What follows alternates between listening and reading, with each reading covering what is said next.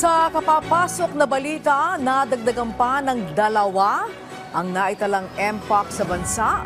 Kaugnay niyan, makakapanayam natin ngayon si DOH spokesperson ASEC Albert Domingo. Magandang araw po, ASEC. Magandang araw, magandang hapon, Angelique, sa iyo at sa lahat ng mga nanonood at nakikinig. Alright, ano po ang detalye dito sa mga bagong kaso ng MPOX? Yes, Angelique, meron tayong 2 bagong MPOX cases confirmed positive by PCR, case 11 at case 12. Bigyan ko ng overview, no? Silang dalawa ay parehong clade 2, yung milder form ng ating MPOX virus, at yung kanilang paghawa ay consistent dun sa sinasabi naming warning na pag nagkaroon ng close and intimate skin-to-skin contact ay talagang lilipat ang MPOX virus. Ang ating case 11 MPOX ay isang 37-year-old na lalaki na taga Metro Manila na nagkaroon ng simptomas simula August 20. Meron siya mga pantal na nagsimula sa kanyang muka, braso, hita, sa kanyang dibdib, sa kanyang kamay at sa talampakan ng paa.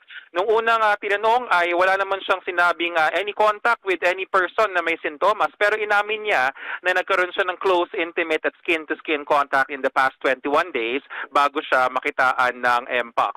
Siya ngayon ay nasa isang government hospital kung saan nagsimula noong August 22. Kinuhanan siya ng skin sample, pinadala sa RITM at nag-positive for MPOX DNA. Si case 12 naman natin ay isang 32-year-old na lalaki mula NCR din. Nagkaroon ng simptomas simula August 14, mga skin lesions, mga maliliit at tagyawat na ang laman ay tubig na malinaw sa kanyang bahagi ng ari. A few days later, nagkaroon siya ng lagnat. Inamin niya na meron siyang close, intimate and skin-to-skin contact with one sexual partner. Due to persistent symptoms, sinabi niya na nagpakonsulta siya sa isang outpatient clinic at sinabing bacterial infection daw. Ngunit after a few days, hindi nawala yung simptomas at nagkaroon pa ng parang mga tagyawat na nasa kanyang mga mukha, sa kanyang noo at sa ulo. Doon na siya sinabihan na kumonsulta sa isang DOH hospital. Nakuhanan siya ng sample noong August 23, nag-positive. Pinayagan naman po siya makauwi dahil ang MPOX, basta stable ang katawan at natatakpan yung mga lesions, pwede naman pong mag-continue isolation at home. So si case 11 natin ay nasa ospital, case 12 natin ay nakauwi na po at pareho silang under isolation. So ASEC, ito po bang 2 bagong kaso na ito ay may kaugnayan dun sa ating ika-10 kaso last week?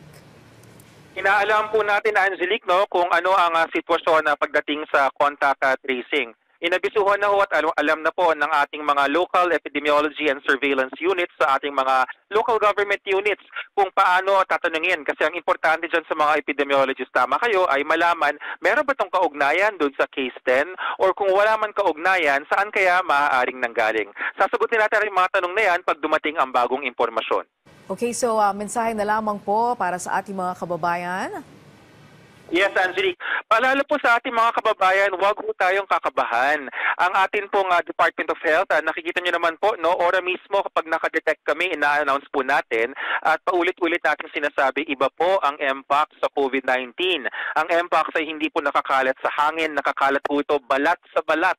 Kapag nagdikit po tayo sa balat, lalo na kung sakayari sa pakipagtalik, sa pagyakap, or matagalang dikitan ng balat. Kung tayo po ay mamasahe, alam po namin bukas, balik trabaho ng karamihan sa atin, ay magsuot po tayo ng long sleeves. Huwag po kayong mag-alala. Basta naka-long sleeves or naka-jacket at pantalon, imbes na shorts at palda, ay maiiwasan natin yung dikit-dikit. Ang face mask ay nakakatulong rin po dahil bagamat hindi ito dumadaan sa hangin, kapag sobrang magkaharap naman ho kayo sa loob ng MRT, for example, maganda naka-face mask para hindi tumatalsik yung laway. Sige po, maraming salamat sa mga impormasyon. At yan po ang ating nakausap si DOH spokesperson ASEC Albert Domingo.